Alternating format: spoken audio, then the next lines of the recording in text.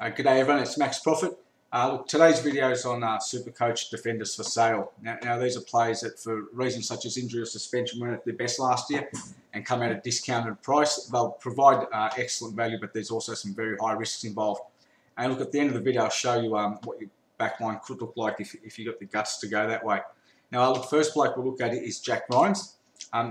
You see here his average is always quite high, even last year, but he's got big problems with injuries there. So, fully fit, he's worth 500,000, and this year getting at a very good discount there.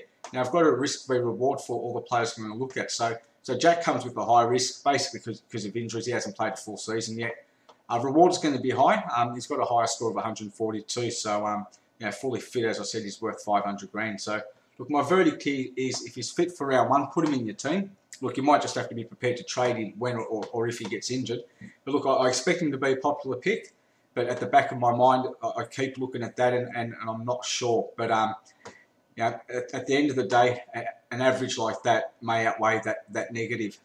So we'll go on to the next bloke here, Josh Drummond from Brisbane. I got this picture because he's pretty much always injured. But again, you look at his averages. When he's playing, he'll score over 90. The main problem here again is injuries, and he doesn't seem to play a lot of games. So his risk, it's pretty high. His highest game speed's at 19 in 2009, and his knees are a bit dodgy, and he seems to get injured early in games, which not only costs you a trade but also some valuable scores. Your reward here, if it comes off, is very high. He's got a high score of 227, and even last year, averaged 87 in his last 4 games when he came back from injury. So even that figure there would probably be a little bit higher. And you look at the price, it is a massive discount compared to his 2010 season. So my verdict is, that's probably more for me, don't put him in your team. He'll get injured and he'll burn you. Look, he's done it to me before, but I just can't stop looking at that average and looking at that price. It makes it very tempting. The next bloke, Nick Malcheski. Similar to Grimes and Drummond, the problem is injuries. But look what he does when he gets a full season together, like he did in 2010. Played 22 games and averaged 96. So your reward here again is very high. He also played 22 games in 2007, and both these seasons he averaged close to 100 and was in the top 30 scorers in Supercoach those years. So my verdict is, lock this bloke into your team, I reckon, especially with Canella retired. I expect Malcheski to take over that sweeping role and getting over his injuries and tipping a big year. So lock him in your team, put him in. And if I get it wrong, then don't blame me, I suppose. The next bloke, Brian Lake. Look at that. What happened here? From averaging over 100 to 58, the year from how for him. But look at that price, 286,900. If you can get back to those scores, the rewards there are probably going to be massive. Look, I'm having a hard time working out his risk ranking as well because his body was pretty stuffed last year and he probably shouldn't have even played the games that he did. 2010, I was saying he's almost the best fullback of all time. So the reward's very high, as I said. 179 is his highest score. Look, my verdict is watch him in the pre-season because they've been nursing him through, and he probably needs to get his mind right as much as his body. So look, I'm not Robinson Crusoe here. I'm not going to be the only one picking him, but my opinion is you don't have to follow the herd here. It might pay to leave him out the first 2 weeks of the season, see how he goes. If he starts ball bursting it, then trade him into your team before his price goes up in round 3.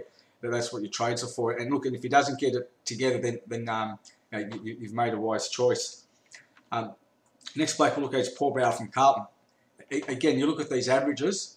He can score 86 in 2009 when he got a full season together, and look at the price now. He's almost a cash cow, but he's been playing for that long. I've put him under this category.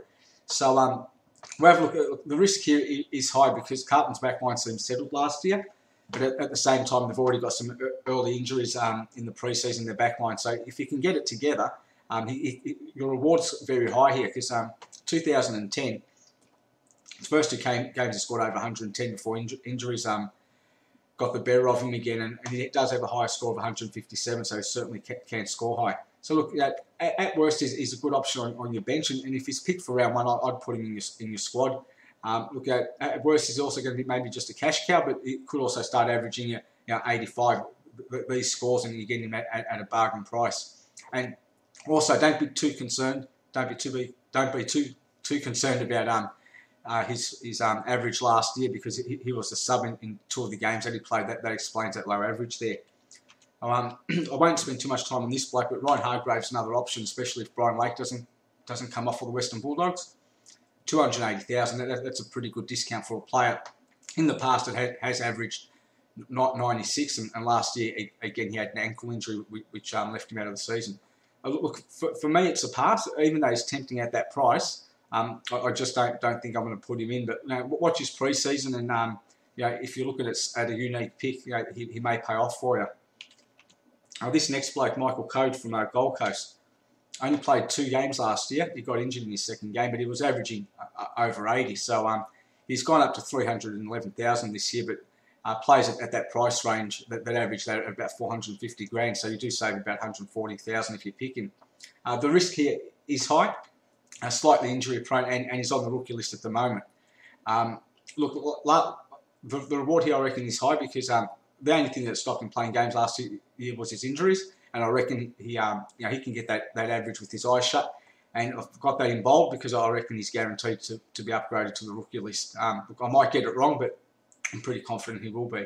So look, I'm a massive fan, and also with Bocky out during the first 2 weeks because of suspension, I'm tipping he'll play, and barring injury, he'll probably keep his spot for the whole year and start averaging those scores. If you're looking for a unique pick, this guy might be one of them.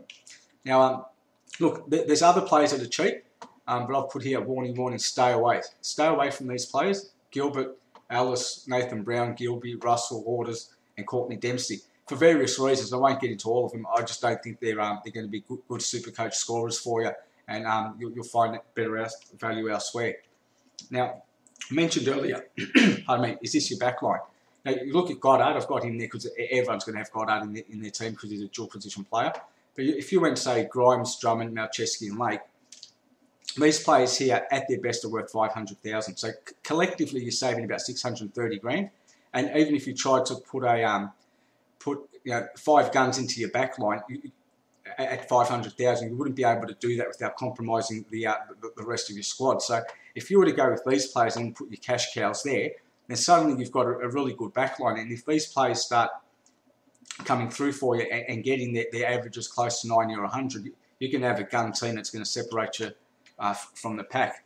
And look, and another thing to take into consideration is, as you see here, the averages here for Shaw's 100, Fisher, Newman, etc. They're all over 90, and their prices are 500 grand.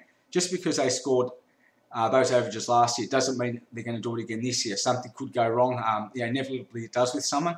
So this option here is a risk. But look, try putting them into your team. Put some cash cows here and see how much better the rest of your team becomes, because you're able to save money there. So look, try that, see how you go, and I'll talk to you next time. Cheers.